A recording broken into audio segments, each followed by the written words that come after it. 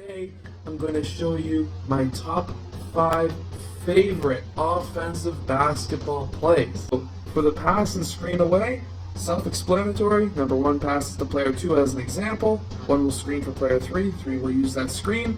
And then 2 can either pass to 4 or 3. And if he passes to player 3, he will screen for player 4. Now, when you're screening away, you don't have to just fill in the spot where the player came from. You can also cut towards the rim and pop back out.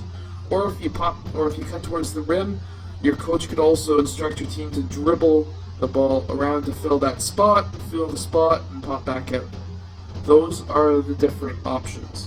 Now for the screen 4, player 3 will pass to player 1 and screen for player 1, who will use that screen, and 3 will roll towards the basket. If he's not open, then he will then clear out to the opposite side of the court and everyone will then fill the spots.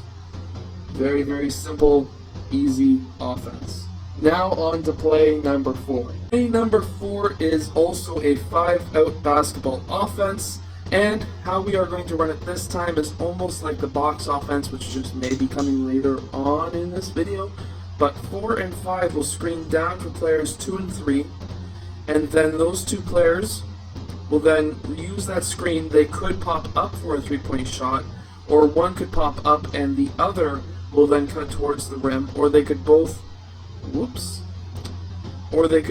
be cutting towards the rim and they both, or one or the other, may be open for a nice layup. Now on to play number 3. 3 is a box offense. It's a very simple play.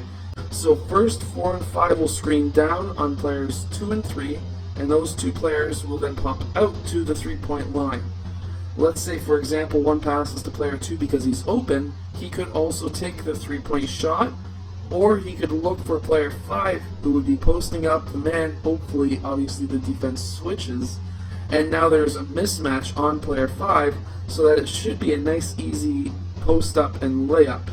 That is what we hope. Now on to play number 2. You can see this is going to be a triangle offense. And how we're going to be doing this is player 1 is going to be passing to player 2. 1 is then going to cut down to the post and out, where 2 could pass to player 1. Now this is going to be a triangle motion offense. You've seen this on my channel before.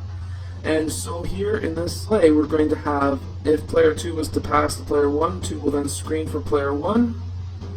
And if there's nothing happening over here, let's say 1 passes to 5 again, and there's nothing there, there's 0, zilch, nada, we need to swing that ball around. So player 4 is going to screen for player 3, 5 is going to pass out, or could pass across to player 3. Generally you want to pass it out and then dribble up and across.